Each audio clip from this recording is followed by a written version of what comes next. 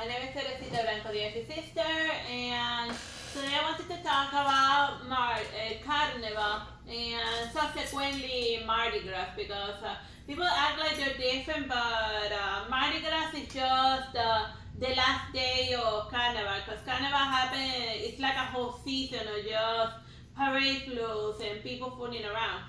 And like the origin of it was the celebration of Saturnia, or the celebration like Saturn is yeah, like Saturn. Which one was Saturn? Zeus, right? Yeah, Jupiter. No, wait, sorry. Zeus. No, Zeus. the other guy. No, the father of Jupiter. Kronos? Yeah. Well, like the first god, like the celebration of the first god, and it was kind of like loosely related to like the Bacchanal. It was just another excuse for the Romans and the Greeks to like get drunk and party. Like they needed an excuse to do that every other Sunday. They weren't doing that constantly. Yeah, it's another one of those religious holidays that ironically was just all about drinking and boozing. And this one is a painting of it in from Pompeii. So they were like drinking and boozing, and then the volcano erupted. So then we flash forward to like the medieval times, and then Carnival still had its religious connotations. It was a celebration that they held before Lent. You know, the name says a carnival or what you call it is party of the flesh or celebration of the flesh, carnival, and obviously they will eat a lot of meat because part of Lent also require a lot of fasting and prayer. So they'll be like, well, since we're gonna have like a huge month of like Quaresma, 40 days. Yeah, 40 days of pleasing God. Now we need to like please the devil. Now we gotta like please the devil for at least a week in order to make that period of fasting tolerable. So here's very early on in this manuscript, you see that the folks fooling around with like masks and stuff, with like someone that dressed like rabbit with like, and then they're hanging out with their girlfriends, you know, just having fun. This one is, now we get to the Renaissance period, and it's Herones Bosch, the Ship of Fools. So then, you remember how like in Carnival or Mardi Gras, they're always doing like, why is it called a parade float? And even though it's like just a fancy decorated something on wheels, well, this is why, because originally the parade floats were in a boat, and it was just a boat full of like drunken lunatics just having fun and fooling around in like costumes. So here you can see the priests and the nuns celebrating Carnival, and then they're like trying to eat a piece of bread, and then there's some other people here in the river just fooling around and drinking. And there's a random chicken up here, because that's part of their parade float decoration, and even like their own flag. Is that an owl up there? No, I think that's like a mask. No, I think it's an owl. Yeah. Yeah, so then there's just like a random bird up there. So yeah, that was their parade float. They were going for a forest theme, and then they used real trees strapped to the boats, and that's why it's a parade float, because it's a dolled up boat, you know, and that it floats. So then that's why it's called a parade float, by the way. Yeah, so now you know the origin of the parade floats. It's a Renaissance medieval thing, because originally they will have those little parades while passing by the river. So if you're doing like parade floats, man, you're near a body of water, and maybe consider if you want to be more Renaissance or more historically accurate about it, you can just do the parade but from the ocean, you know? Or like, just pass it by the beach. That could be like a good change in there. And then you can just see it from the beach over there. And then you don't crowd up the street. And then, and then they just, but then again, I guess an overly dolled up ship could like easily capsize or something. And I guess a slow moving vehicle is more safe than a ship in the middle of the ocean. But whatever. Or the river, you can do the river. Rivers are fun. This one is 1559, The Fight Between Lent and Carnival by Peter Bruegges the Elder. So then over here you have in one side of the painting you got like fasting and whatnot, and then over here you got like Like the people be building up the floats and just fooling around, because of Carnival. So you can see it in a way that is a fight between sin and like piety and whatever, and like overindulgence of the flesh. But then again, the most Renaissance paintings in a nutshell, because since the Catholic Church was paying for all of the artwork, then obviously you have to pay the piper. Like if like a priest is paying for your painting, of course it wants you to paint Jesus and be like moralistic about it. But you do what you can, cause it wasn't one, because like painting wasn't like considered, like it was considered a craft. And then anyone that was part of the craftsman guild was starving to death. So yeah, just getting a commission, from like the Catholic Church to be like, oh yes, I'll just thank you Jesus for giving me jobs. For giving me a job because I'm starving to death. So yeah. Oh look, here's this ugly pig. They haven't found him yet, but they're totally gonna eat him. But yeah, and lots of little people fooling about. Oh yeah, here's the parade of Lent, and then it contrasted with like they're like cute and orderly out there, but then with the chaos of like the carnival people in the bottom. But see, like the fancy parade takes place the whole thing this way, and here's the pig with like the fancy. So then, and here's like the king of fools. He's parade float, but on land, see, like a king. This one is 1755, the Minuet or a Carnival scene in Giovanni Tiepolo. So this one is more this is a more like when they started, like this is more like a little like the noblemen also fooling around, and that's why a lot of them are like wearing masks, because they don't wanna they wanna act disorderly, but they don't wanna ruin their reputation. And like the entire painting and everyone is like hyper focused on this maiden that's not like that's unashamed of like enjoying herself, which is very interesting. Yeah. This is a carnival and I came to party and I don't care who's looking at me because I'm having fun. And then you can even see her like her little feet thing. So she's like. Yeah, that's very scandalous. He's showing a slight view of the area where the shoes have socks. Yeah, she's showing her socks. That's very scandalous. and she's dancing with her lover. See, oh, shocking! I can see her socks. I can see her cankles. I can see her cankles. Oh my God, it's shocking. Oh, what a scandalous woman. And she has a mole under her eyes, so you know what that means. She's tomoe. What? Yes, a woman with a mole under her eye is tomoe. Moving on. Whatever. This one, 1880, George Lemon, or not Lemmings, Lemon, Carnival, and then like so then you see like the women over there, and they're like riding like it's not a real horse, it's like those little horses that she's doing that. She's shiny Nikki on the carousel. Yeah.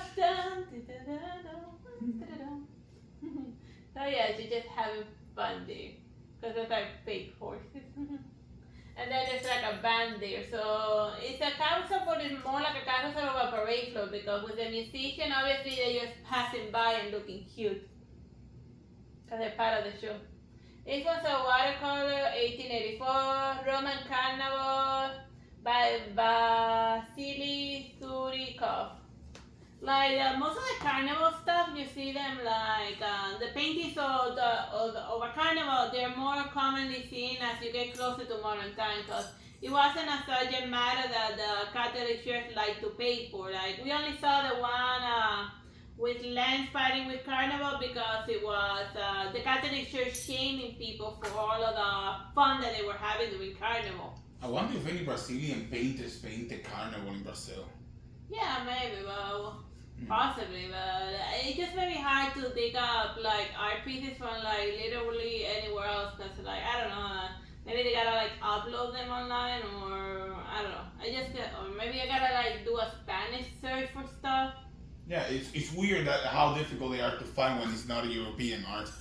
Yeah, like they probably does exist, but it's not like in the online archive. Yeah, so that's something to consider. Is that Santa Claus to the far right? Where? Far right up or down? No, that's their left. Oh yeah, here's Santa Claus. Yeah, it's here comes Santa. That's what Santa Claus does when it's not Christmas. He goes get drunk and party with his elf on a shelf. This one is 1886 Carnival Evening by Henry Rousseau. Like, it's not like so much of a crazy party one, it's that these two were like a carnival and they hooked up together and now they're in the woods to like go do woodsy stuff, you know? To like fool around and stuff, which is like, you know, something that was common, you know? They show a lot of like husbands and wives shows Carnival as the perfect time to commit an infidelity because then they were gonna do 40 days of like Lent and repentance, so yeah, we're gonna be forgiven by it. So yeah, like be extra sus if you're like doing like Carnival, if you're like Catholic wife who is like super into Carnival, because you know that's an ancient tradition in the 1800s, or you're speaking nonsense, whatever. Just trying to make it extra sweet, extra nice. This one is Paul Sechant, Perione Harlequin, Mardi Gras. This is like the first time, what is it for in Western, or what is the first, I don't think, like it's a bit of a stretch to say that it's like the first time. It's just the first painting that I have found where it says Mardi Gras instead of Carnival, which is interesting. Or as they call it, Fat Tuesday. So yeah, what makes it different from the other carnivals is since it's the last day, they go extra crazy with like the celebration and Casa Amontillado and all that stuff. That's where they go commit. You can always like consider it like, remember the purge? It's like purge night on Mardi Gras. A lot of people disappear. Especially when they get buried alive in walls. That's a fun Edgar Allan Poe story. So yeah, just this guy is ready to party. But if you know like the story, if you know like the story, the Harlequin stole the Period's wife Colombina. So seeing this together, there's a good chance. And this guy was more angry. There's a good chance that the Period's gonna murder this the Harlequin and his girlfriend. Yeah, maybe he has a knife back there. It's like this. Maybe he's like maybe we just caught the moment before he stabbed that guy, that wife theater in the back.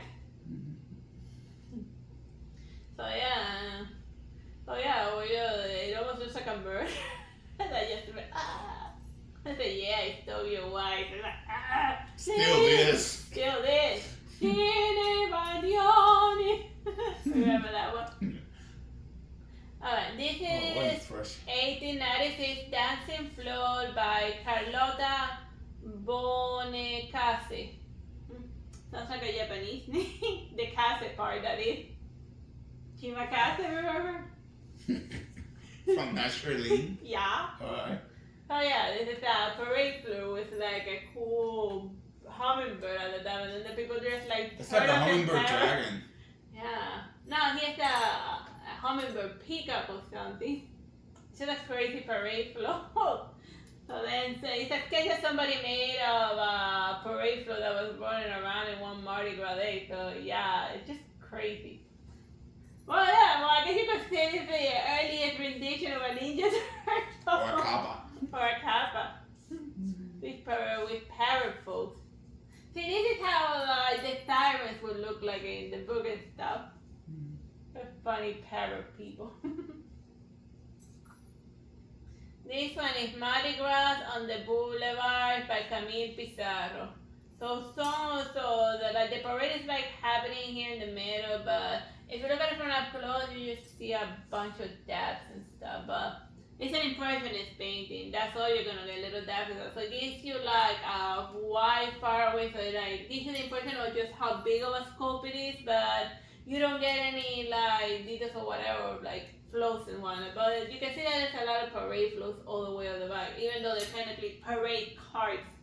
They don't float because they're not in like the ocean. This one is James Ensor self-portrait with mask, 1899. So it's just like the painter. Oh, that's the Belachao Dali mask up there to the upper left. Where? Uh, Oh yeah, you see where they stole it. You see where they got that from. Oh yeah, and here's like some skull masks, a couple of skull masks. I don't see, yeah, but there's no beef for Mandela. Oh, here's Red Skull. the beef from Mandela is the guy in the middle. He's not Oh wearing a yeah, mask. you're right. He has that guy Fox face. Yeah, that is the beef for Vendetta mask before he got like experimented on, and then he took a flaming building to the face. Yeah, I would be screaming too if my whole skin was on fire. If I had just like walked to the fire and the flame. Yeah, I'd be like, my skin burns, and the analgesic just wore off. This one is 1911 Carnival in Artsy by Lionel Fieninger. Okay, if I butcher the name, it's fine because this guy's dead, so it's not going to come out of like this zombie and complain about it. But yeah, just watch him. Pronounce my name correctly. Well, it sounds French. And then I'd be like, what the hell are you saying? And then he hunts me, and then that's how the horror movie ends. But yeah, there's like people fooling around with like a giant trumpet guy. Cause I remember that's something that like they do in Carnival, that they put like longer legs. You know that those little stick things in order to like be taller than what they normally are. Sounds like a good way to like if anyone has fallen from the height, I bet it's painful, especially with like asphalt or something. Or maybe they just wear like shoulder pads or whatever. Or maybe, yeah, whatever. So just people parading, floating around, but you don't see parade floats here. This one is 1924 Carnival of the Halloween by Joan Miro. So yeah, this is very surrealist with surrealist cubes, you know. Oh, here's a cute little bug, and here's something that resembles a clown maybe, with yeah, and. Oh, here's something, two masks with a mustache. Oh, and it also includes like some music notes here. So this painting you can actually interpret, has its own theme song. Cause it has like the notation and everything. So like it's interesting when that was something that was like started by Gustav Klimt and his and the Vienna Association, that they wanted to create, with like movies and stuff, they thought that they could make their paintings an audiovisual experience. And a way that they found that was to put music notations on their paintings so that people could imagine the music that they wanted to go along with their painting. Like another good example of that was like Frida Kahlo, when like she shoves off all of her hair, and then she has the music notation and the lyric or the song that she was listening to while she was painting that, and the story was whatever, I'm getting sidetracked. No, what was the story? That the line that she showed was that you only liked me when my hair was long, but now that my hair is short, you had dumped me. O sea, antes me querías, era por el pelo. Ahora que estás pelona, ya no te quiero. Something like that. But yeah. But unlike that stuff, so basically that Spanish song is about a jerk that left his earring white because she lost all over her hair because of an illness. But yeah, if a jerk leaves you because you're balding, that's then he wasn't like, they didn't like it to begin with, yeah. It's into the flesh for fantasy. This one is 1925 The Carnival by Gerda Wegener. I just like because it looks like a very nice twisting, I just like how the dress was rendered. And over here on the side, it's like we see like my girlfriend. So that's something that wasn't often in the pic, because like you gotta remember that this is in 1925, and like that's still the, you know, that people were like racist jerk back then. They still are. Let's just Yeah, they still are. Let's just be clear, but like that's why they were like, he's not wearing a mask because he's unashamed of the fact, yeah, I'm with the white chick. Bring out the white chick. Remember that movie White Chick? Yeah. But she's wearing a mask because she's afraid. But the white chick is wearing a mask because even though she likes the guy, she's afraid of like the backlash that she's gonna experience for like her family. They recognize her like with her black lover. But so that's why she's the one wearing a mask. And also here, I guess and this one's also wearing a mask, but she's not wearing a mask. So like anyone who wears a mask in those paintings because they're like somebody of high importance, and she's probably not wearing a mask because she's like a courtesan or something, or what those medieval times used to call the one that usually requires you paying like millions in order for her to put out for like a second. The high price courtesan. But whatever, I don't judge. I'm just telling you the history behind the painting. Yeah, moving along. This one is two mask pairs on the eve of the Carnival by Constantine Somov. So yeah, like even though like wearing masks, it's like more like they're ironic about it because they can like remove it because it's like a husband and a wife going to like a masquerade. So obvious, like she's just acting a little flirty, and he's like looking forward directly at the viewer while he ponders all of his life choices. No, he looks like he's looking at you like saying, what? Say something. Say something, yeah. Does he have like a splash on the face? Nah, it's just, I guess maybe he's an older fella, so he's like starting to get wrinkly. I mean, you don't see his hair. He could be bald for all we know. You know? So then she's like, her eyes is like flirty off to the side while he's like looking at the viewer directly. Yeah, yes, my wife is extra flirty. What do you want me to do about it? What do you want me to do about it? This is the only way I found to maintain our marriage. or maybe they're swingers for all we know more. That stare is unsettling. What does it mean? Yeah, what does that mean? And she's like, she's still giving it the eye, but he's looking at you directly. She look at my wife, I murder you. She goes to commit infidelity, and I murder, and I go to commit murder. Can you see the guy's face in the video? Yeah. Yeah. So yeah, she commits infidelity, he commits murder. Or maybe we're just reading too much into it, but that's the funny thing with painting. Reading too much into it. Is she like taking a boot around that guy? Yeah. That's the alternative title of this painting, The Finger. It's a Grand Carnival by Ostendai Files La Vice. Okay, that's somebody's name. In 1934. So it was just basically like a bunch of mass photos, but everyone's like acting, but then like in the middle of it all, there's like a bearded person like sticking the finger in somebody's nose. Like, well, what's that? What's it supposed to mean? Or did he just add it